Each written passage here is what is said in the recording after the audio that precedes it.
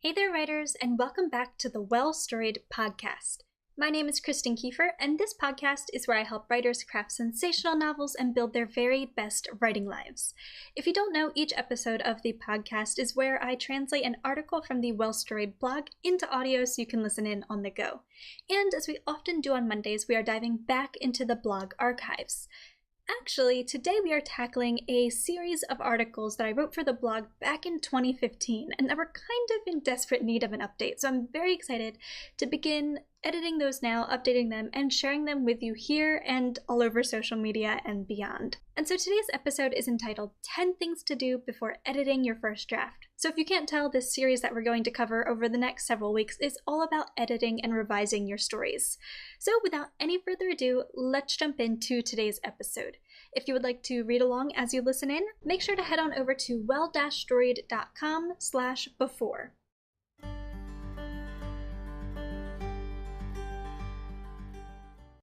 10 things to do before editing your novel.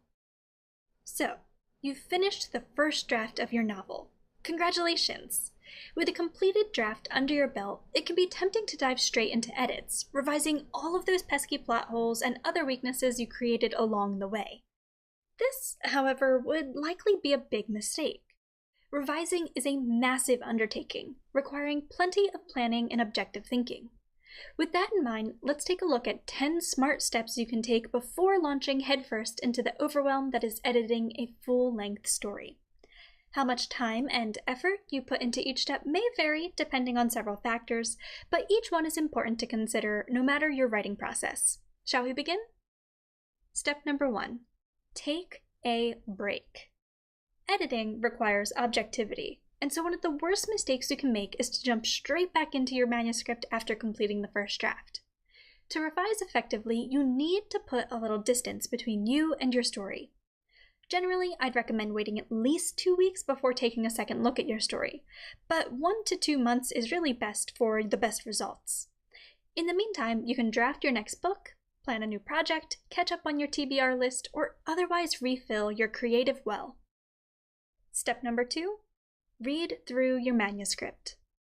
Once you've let your first draft cool off for a bit, it's time to read through what you've written. During this time, resist the urge to take notes or make changes. Read simply to reacquaint yourself with the work, and try your best not to throw your manuscript out the window. Friends, first drafts are rough, all of them. Your own is not going to be pretty. Luckily, the magic of writing happens in revisions, which we'll begin planning in our next step. Step number 3. Take a look at your story's plot. With your initial read-through complete, it's time to take a second spin through your manuscript, this time taking notes on any big picture changes you'd like to make. Specifically, keep an eye out for plot holes and any other weaknesses in your story arcs. It's okay if you don't quite know how to fix these issues just yet. Just make sure to write them down so you can mull over them in the days and weeks to come. Step number 4. Consider your story's pacing. Consistent pacing is vital to a story's readability. As you work through your first draft and iron out the major weaknesses in its plot, consider your story's pacing as well, taking notes on what you'd like to fix or change. Use the following questions as a guide if you're unsure where to begin. Do certain areas in my story lag too long without conflict or feature way too much action happening at once? Have I given as much attention to the consequences of conflict as I have the conflict itself? Does tension decrease over time in my story rather than amping up as it approaches the climactic sequence? Alright, writers, on to step number 5 we go. Kill your darlings. Being honest about what just isn't working in your story is hard, but it's key to telling the very best story you can. As you read through your manuscript, consider where you went wrong in your first draft. What story elements just don't serve a purpose? This may be a certain scene, a character, an entire subplot, a theme, or something else entirely. Whatever the case, if it doesn't move the plot forward, lend context to the story world, or aid in your character's development, now is the time to be ruthless in deciding what won't survive into the second draft. Step number 6. Reconsider your characters. As you continue reading through your manuscript and taking notes about the changes you'd like to make, take some time to review your characters. If you didn't create a character sketch during pre-writing, do so now. Then compare the character you've developed to the one on the page. Have all the important elements of this character's personality, history, and worldview made it into the manuscript? Where are they acting out of character? Could you throw them into any situations that would allow you to explore a new element of who they are? Step number 7. Smooth out your character arcs. Most of your characters will experience internal arcs during your story. Whether they're overcoming a fear, battling a regret, attempting to avoid temptation, or otherwise undergoing development thanks to the events in your story, take a moment to ensure this development happens smoothly. In today's episode transcript at well-storied.com/before, you'll find a link to a step-by-step breakdown on building character arcs, as well as many other links to helpful resources that we've talked about on topics that we've talked about throughout today's episode. So if you're looking for a little guidance as you work through each of these steps, make sure to check that out. Step number 8, reestablish your character's wants and needs. Characters are what drives stories forward. Whether your character has a clearly defined goal, is looking for a little change, or is merely rolling with the punches another character is doling out, make sure you know exactly what it is that's motivating your character to take action.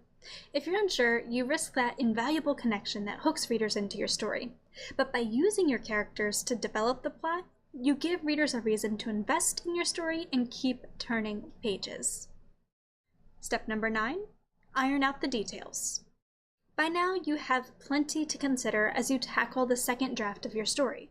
However, if you like having a full revision plan in place before diving in, now's the time to tackle some of the smaller but just as important elements of story, such as theme, framework, world building, and voice.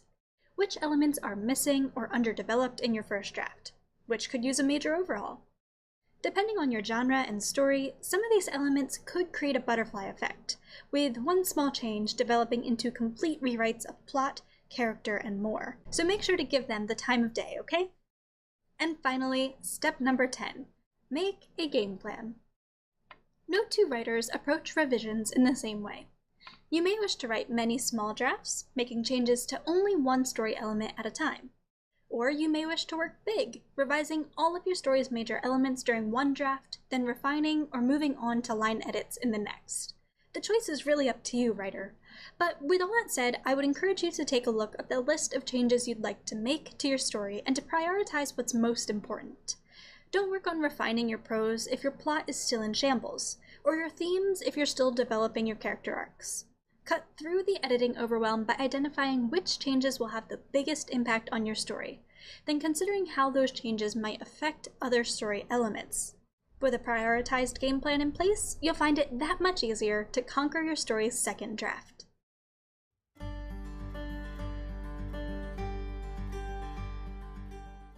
Writers, thanks so much for listening in to today's episode. Once again, I would like to reiterate that there are many links throughout today's episode transcript at well-storied.com/before that can help you work through each one of these steps. So if you want more information on theme, or voice, or character arcs, etc., make sure to go ahead and check that out. If you enjoyed today's episode, make sure to subscribe for more. You can follow this podcast on the Well-Storied website, as well as on YouTube, SoundCloud, and on iTunes or the podcast app. So make sure to go ahead and check that out. And don't forget to give the podcast a quick rating or review if you enjoyed it and would like to help it grow. Thank you as well to all of the Well-Storied patrons who make this podcast possible with their monthly donations on Patreon. If you don't know, Patreon is simply a place where you can pledge a small monthly amount, as low as $1 a month, to help support your favorite creators. And so I use the income from my Patreon site to help cover all the expenses that are involved in running this podcast, so hosting the podcast and the time it takes for me to create it, as well as some of the other expenses involved in running Well-Storied as a whole. So if you would like to check that out and learn more about it and maybe become a patron as well, make sure to head on over to patreon.com/well-storied. I will leave that link for you in today's episode description. Writers, once again, thank you so much for listening in today. I hope you enjoyed today's episode, and I will see you guys soon for another episode all about editing. Until then, happy writing to you. Bye.